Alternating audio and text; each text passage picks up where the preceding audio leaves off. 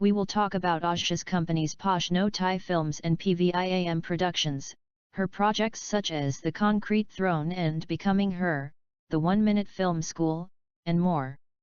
This is a recording of a live broadcast, so expect some imperfections during the show. There was some editing performed on the original recording. Enjoy the show. Can you hear me? Yes. Okay. I'm going to. Okay, you can hear me now. Yes. Yeah. Okay. So, hi, my name is Alan Greenstein. This is the Support Our Hashtag Creatives podcast. And just want to let you know that I want to thank those who are watching live and also those who are watching the replay. And through my brand, Support Our Hashtag Creatives, we level the playing field for underrepresented creators and artists so that they have the same opportunities as everyone else to get their works created, distributed, and seen. I'm also on the board of directors of the Bella Levy Foundation. And the Bella Levy Foundation, the goal is to fight human trafficking and provide a safe haven for its warriors. So I'm really excited tonight. Our guest tonight is Aja Yet, award-winning producer and filmmaker. So it's so great to have you here. And well, why don't you please start by introducing yourself? Go. Oh, okay. Hi. Thank you for having me. My name is Aja, a creator who builds worlds, a storyteller who blends urban, reality, faith, legacy, and African mythology into stories that make people think beyond what they are on the surface. That's a nutshell about me. But I'm a filmmaker, a writer, producer, former actress, entrepreneur, a visionary who keeps moving forward, even when projects take longer than expected. Okay. My company is called, hopefully I don't have to explain what my company is, or no? Yeah, you can do that. I'm the CEO of Posh No Thai, Posh No Thai Films, PVIM Productions. Both of them tell different types of stories, and I'm developing a couple of shows presently. Okay. Yeah. And yeah. When did you get into the business? When did you start your companies?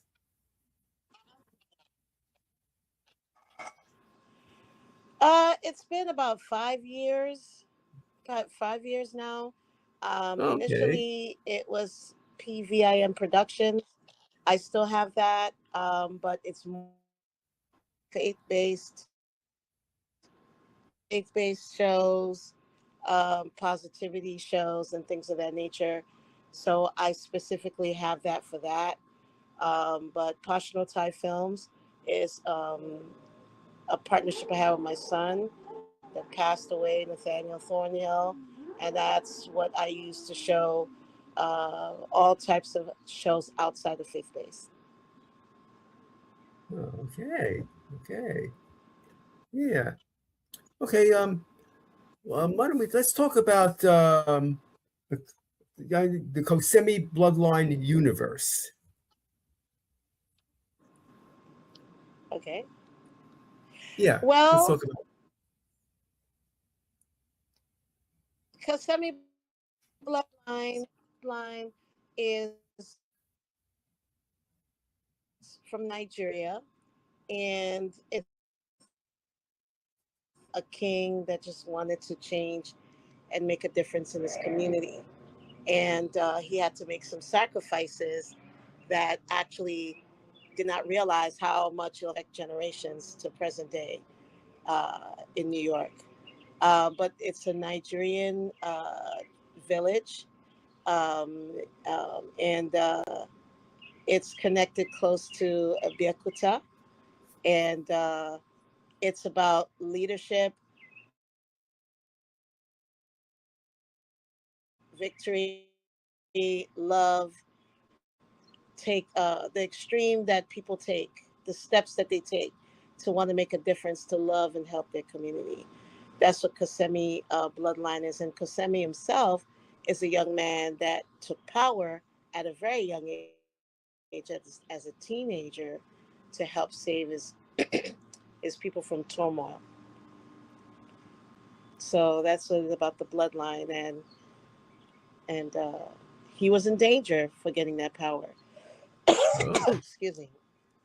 He was in danger for that because he they thought he was too young, but he was born with that power ah, because of his father being a demigod.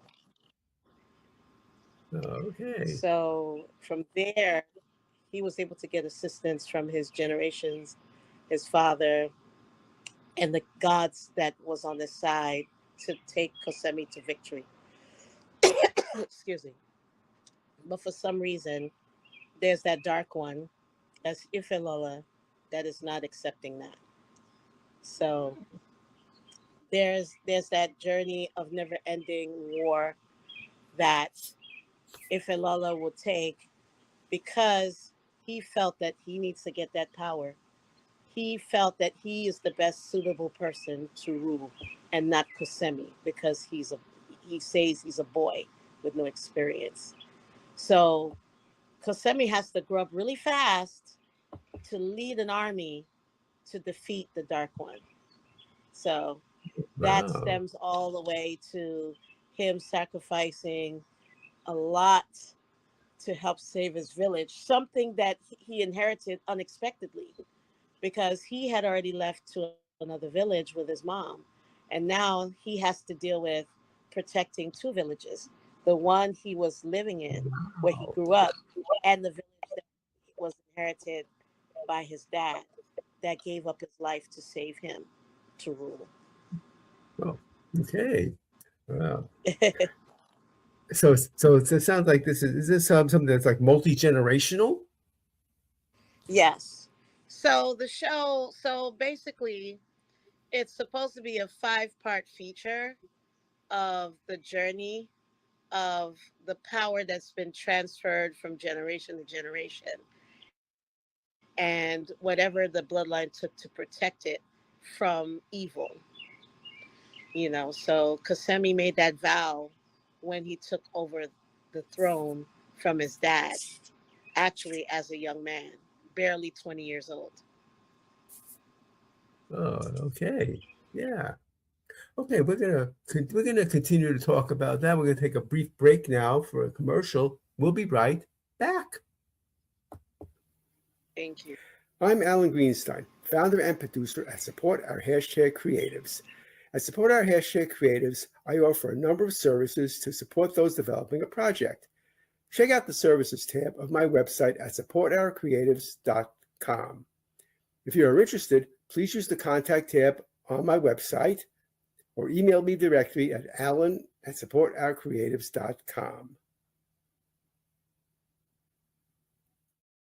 Okay, we're back. Okay, so let's talk about the concrete throne, which is, I guess, a part of the Kosemi bloodline universe. Okay, so the Concrete Throne, it's a series of 2026. And this is the bloodline that continues to um, a family, the family of Kosemi, that end up living in New York City. And Oh, some of the relics that was being protected in that journey from the 1700s, where the Dark One wanted to get, finally, um, they thought that once they get to New York, they will no longer be pursued. But unfortunately, Ifelola and his evil army found a way, specifically Ifelola found a way to track that bloodline in 2026. So he is still alive, but in a spiritual aspect, he's alive and he's had to find a host to be able to manifest and try to take it to people he think that are ignorant about the power that it upholds. And he might be successful at it. But it's called the Concrete Throne, which means, of course, the family royal line of Kosemi continues on in New York City from a village to a city made out of concrete. So, of course, one young man, which is Ade, He's the one that carries that mantle of power. And through um, the pressures of society of present day, even though he kept it, he probably felt that there was not a whole lot of relevance to it because he underestimated Ifelola and, underestimated thinking that Ifelola would not come after them for it because now they're not in Africa anymore. But unfortunately, Ifelola found his way, and he's actually the ultimate villain of it all. And he is going to be someone that is, you wouldn't even expect how he's going to appear. But he's going to be at the concrete throne, mingling amongst businessmen that have no idea, especially the person that carry the relics. They have no idea the power that it really upholds. But if Ilola believes this time he'll be able to get them based on the fact that people just see it as just ornament or just decoration or history, but it still has the power that could be ignited by the people that know how to use that power, you know. So uh, Ade, he passes it on to his adopted son, who is not a bloodline directly. He's African American. And not that he's just African American, he's from a totally different family. So Ade believed that there was no power really if he gives it to him, and it will protect him, but it will be limited. But unfortunately, Patrick, that is the person that received the gift from his adopted dad, he had no idea that it had more potent power in it. And he's going to come across some people that he didn't expect to try to take it from him whilst he's laying in a coma fighting for his life. So he's thinking that it's more about reality, but it's spirituality along with physical. It's a spiritual war than just a physical war. The physical war is everybody that's after him because he's so successful. He wants to make a difference in his community. And the bad guys don't want that change to happen. So he's thinking that the war is just with the people around him.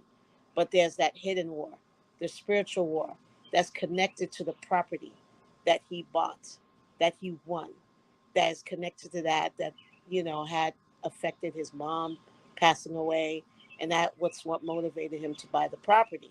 But he didn't know that it's tied to Kosemi bloodline. He was chosen indirectly to carry that legacy. But how can he get back to knowing what to do? He's in a coma. His spirit is Yeah. lingering amongst in a new host, which is what the concrete throne is about. It's about him, Patrick, finding his body, his spirit, in another man's body that was a patient in the same hospital. And he uses it as a disguise to try to find out what happened to him. How did he get in that position? And who's after him and his family? And the extra pressure is them trying to convince his wife that he's not going to wake up, that he is, so she needs to just pull the plug on him. So he's dealing with limited time to save himself and his family and the bloodline indirectly at the same time. Okay. Well, that is a very complex plot. Yes. And how did you get interested in writing about the supernatural? Well, I've always known that the supernatural is real, from church, from my faith, things of that nature, and I was always curious. And then I started praying, and then there were things that I saw beyond that made me know that yes, the supernatural does exist. We might be looking at people, but there are spirits that are roaming around us that we're not aware of. And I used the show to kind of, and many other shows, to kind of get people to understand how significant it is to know what's going on around you. It's more than what you can see. Okay. Okay. Yeah. So the concrete throne where is that in the life cycle? Is this something that's out or still in production? Where does it stand? Concrete throne. Well, the Concrete Throne, like I said, is based in New York, but we're still in production. We're almost wrapped. We have maybe a day left to shoot Hmm. for some specific scenes. I've been filming for about on and off for about 4.5 years. And Wow. what made me pause on it was my son. That was my business partner of Posh Films. He passed away, and so I had to deal with my son death. And now, since late last year, I picked it back up to try to finish it, despite limited funds. Spending so much money, and now I'm dealing with limited funds. I'm trying to get it completed, no matter how, no matter what, because it would still be something that my son will want, and of course, something Yeah. that I would want as well. So, yes. Yeah. Yeah. Yeah. So where is the primary filming location for concrete for concrete throne? I shoot in Georgia, different parts of Georgia, Atlanta specifically, and I shoot in New York as well.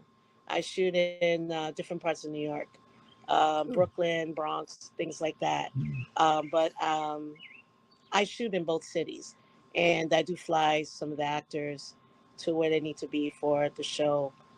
Just to give the depth that I've been looking for. I'm a hands-on filmmaker, so I try to get everything done perfectly as possible. Yes. Yeah. Oh, okay. Okay. Yeah. So and but do you shoot in the DMV at all? Washington D.C. area? I have shot a project in the DMV area, which helped me win awards with Andre. She's an awesome actress called Beauty Shift, which is another project that is a supernatural thriller. And I Ooh. won multiple awards for that short. At the time, there was COVID and we had Clubhouse, and there were competitions that took place. And I just said, let me go for it. And I found out that I won the audience award and other awards, and people up to this day asking me when am I going to come out with that. But I shot that in the DMV area. I'm still trying to learn and find out, more people that are in the film industry in Maryland where I live presently. I have another project that I started to shoot as well called Reset Holiday, and it's supposed to be a Christmas thriller project that I started to shoot 2 years ago, but I just got over the death of my son and I was trying to move on from it. But, I kind of paused on it too because I was still in and out with grieving. But I'm hoping to finish that this year. Hmm. Yeah. Okay. Yeah. Okay. So tell us about the 1 minute film school. Okay. So, and when during the time of COVID, there's a man, a wonderful person called Darian Donju, and he came up with this wonderful idea to challenge us that are filmmakers to see how we can make a film and make a point of that film. Uh, of course, a concept in 1 minute. And it went along. It did so well. It brought a lot of attention, and I think we had maybe about 6 or 7 episodes of competitions of people submitting them films from all over the world, to see who could win. And I was fortunate to win a couple of times for two projects that I did. Actually, now that I remember, I did have a third one. The very Oh, first project that I did with Darian, I shot that in Maryland and I won awards for that as well. So it's an interesting idea, knowing that they have verticals these days. It really helped learning how to tell a story in 1 minute. If you could tell in a minute, you could definitely broaden it. So it was really a pleasure meeting him, and he was an awesome teacher. He still is an awesome teacher.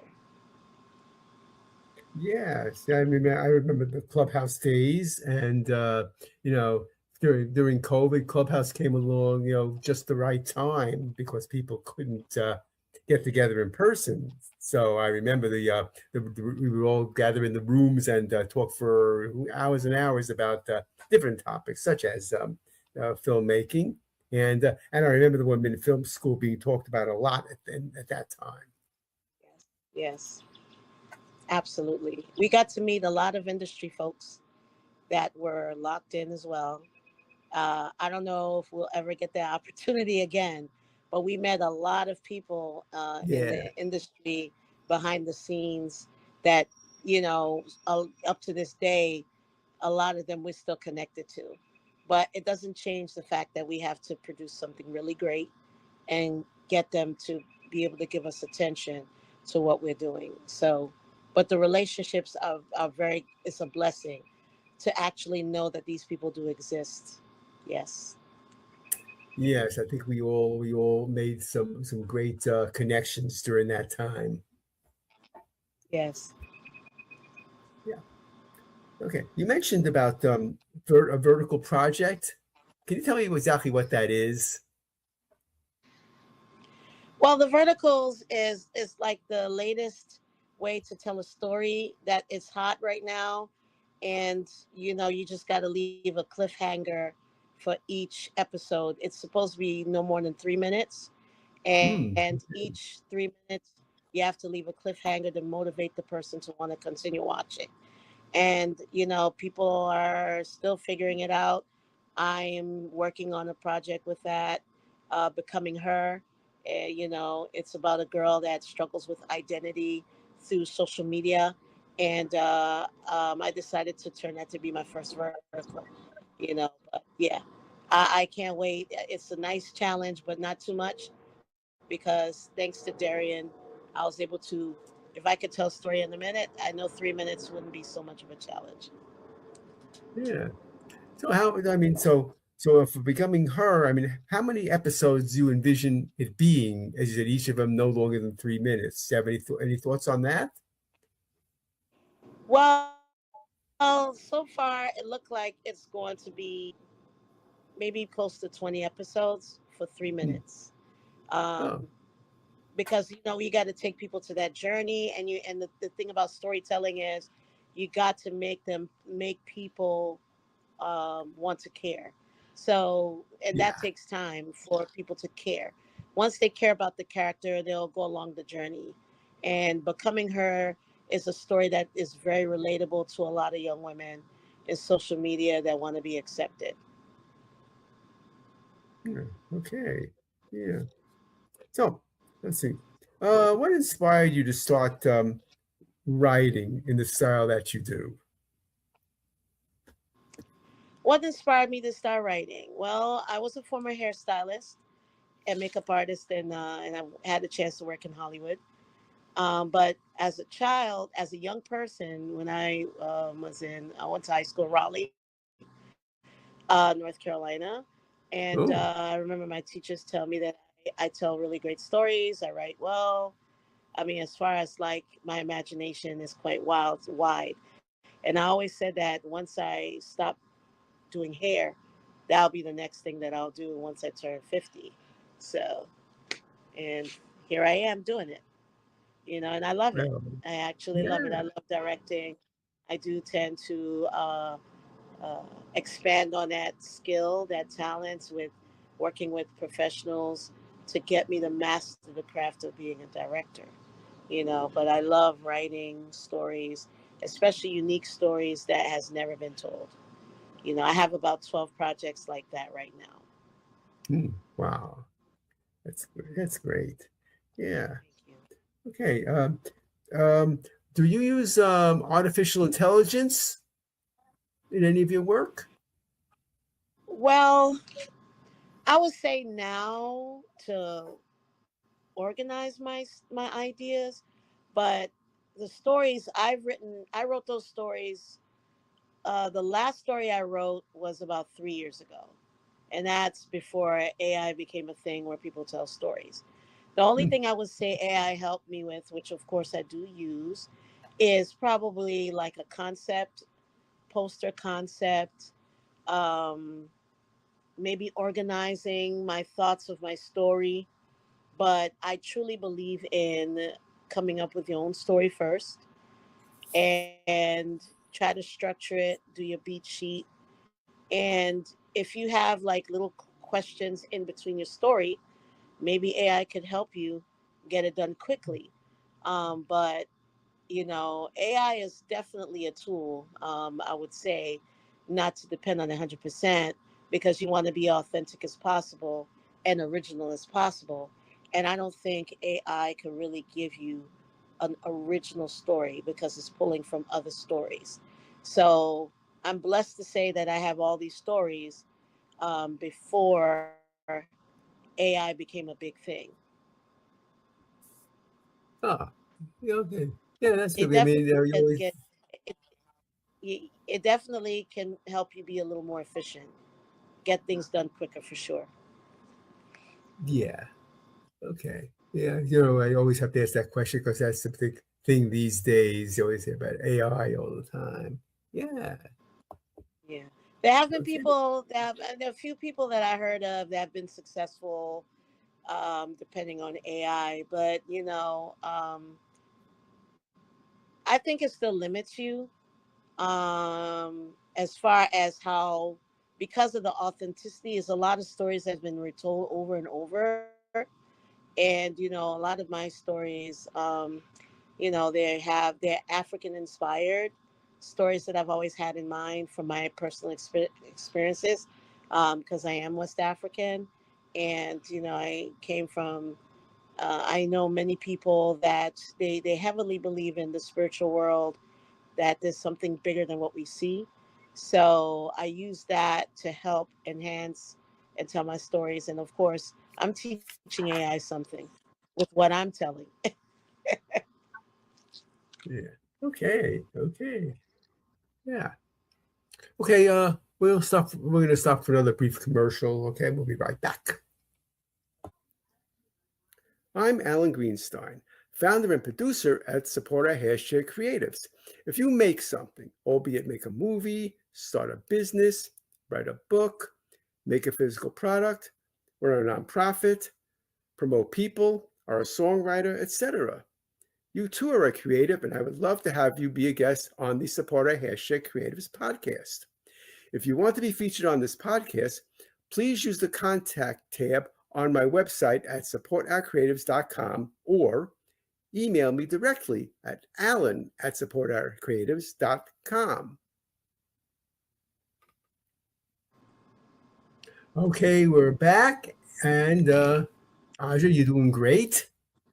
And we're already learning some great things about what you do, which is always this thing I really like to do. Why I have this show is to interview people, learn about them, learn about their techniques and stuff like that. So I'm really excited that you're on here, and as I said, you're doing great in today in this interview.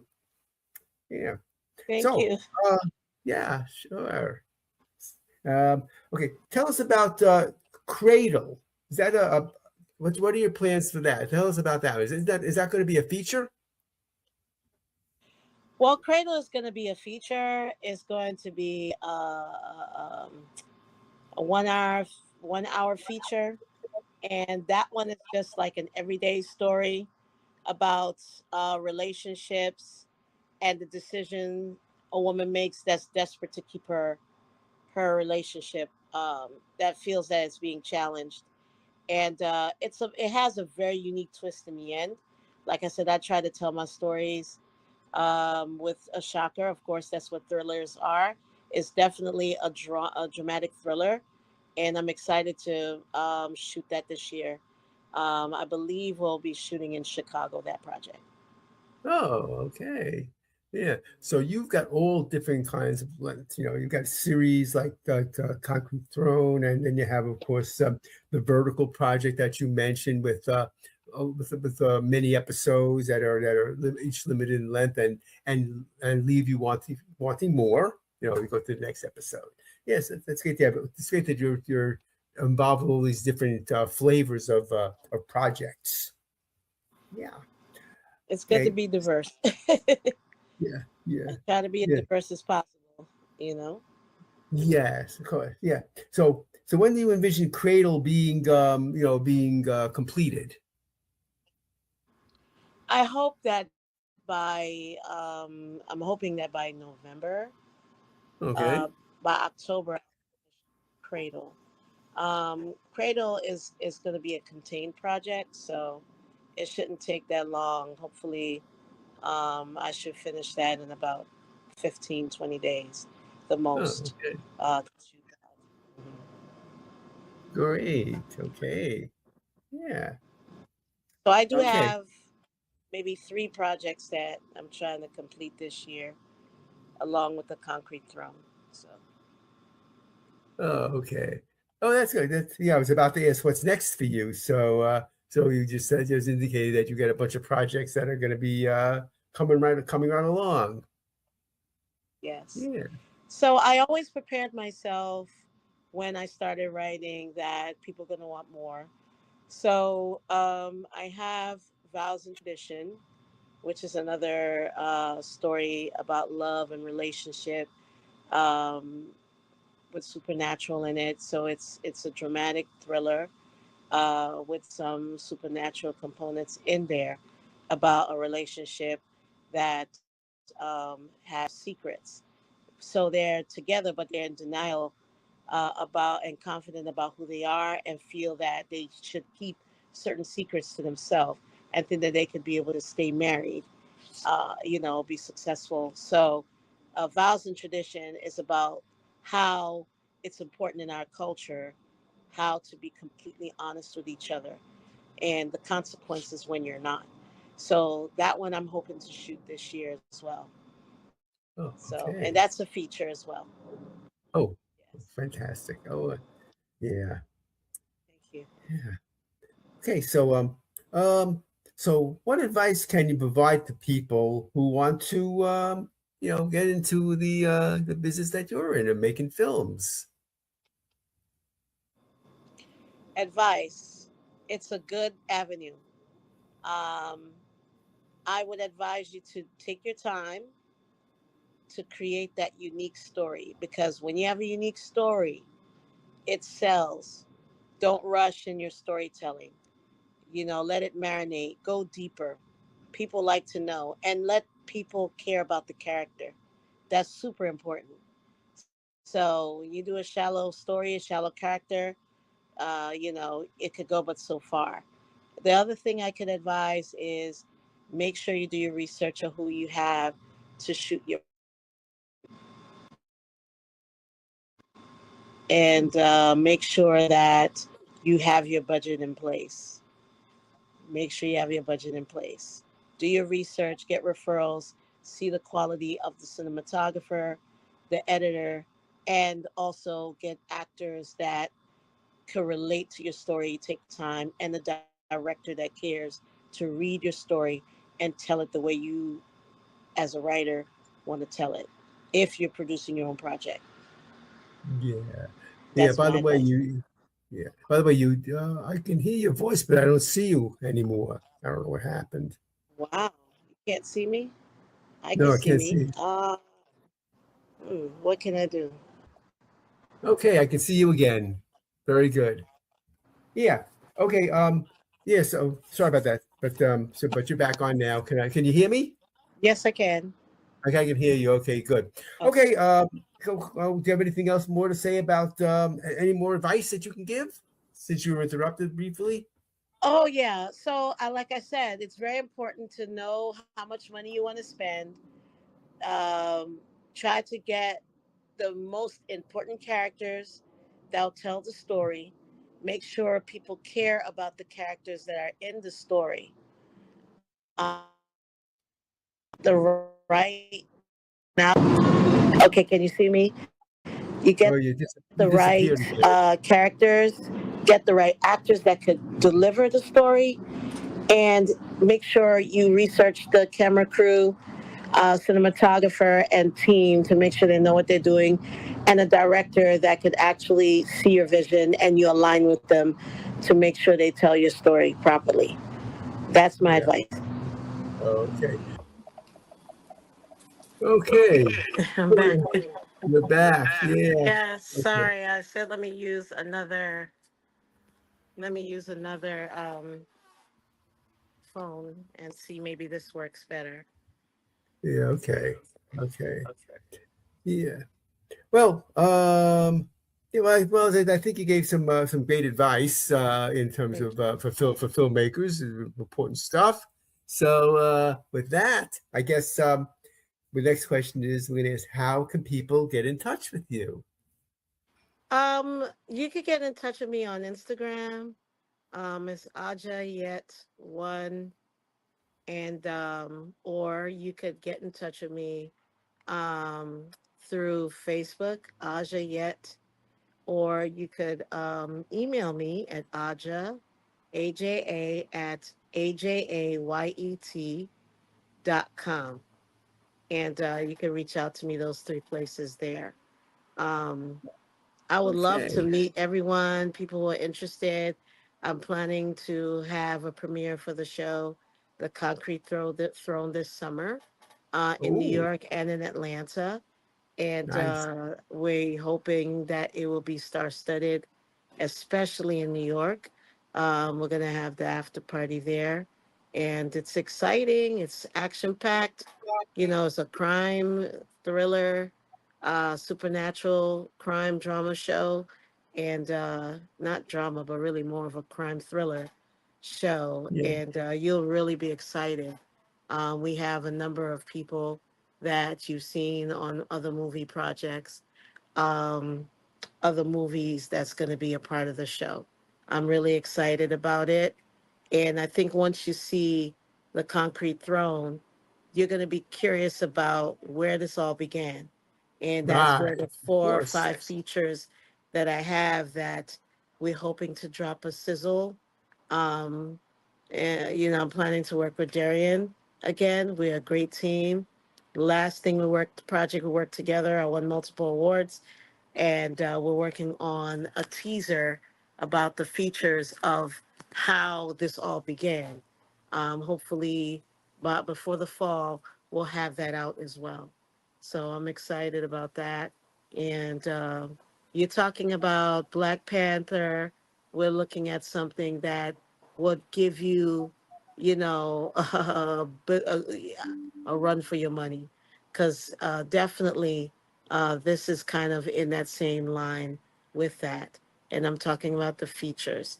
So, and of course, the action with the crime and, supernatural elements for of the Concrete Throne. You'll be excited to see episodes upon episode and wouldn't want to stop watching. And I'm talking about 7 seasons of episodes. So Wow. look forward to something unique, something amazing, and see how the bloodline collide with crime and legacy all put together in one. Yeah, that sounds really amazing, and it seems like it's just a great story all told over Thank you all, so all much. these various uh, you know episodes and stuff. It's gonna be great. Thank you. Yeah, I'm yeah, excited. I'm yeah. excited. Me too. Me too. I would like Yeah. for you to be in it, Alan. Oh, okay. We'll have to talk about that. Yeah, yeah. I That'd be have a great. role Yeah, for and then, you. yeah, yeah. And of course, my I always with my wife Randy. We always work together, so that'd be great. Also. Absolutely. Absolutely. Yeah. Oh, It's something really to a look forward pleasure. to. I'm so excited. Thank you Yes. so much. Okay. Well, once again, I'd like to thank you for being on. And as I said, we've learned so much about what you do, and just want to tell the folks uh, who might not have had a chance to see the whole episode is that we are going to be repurposing this episode, and it'll be seen on other platforms like Spotify and Jess TV, Jess TV, which is a Canadian platform. So that's exciting too. And yeah, so once again, That's thank you so wonderful. much for being on. And Thank you now for I'm that. going to say now, okay. Good night, everybody.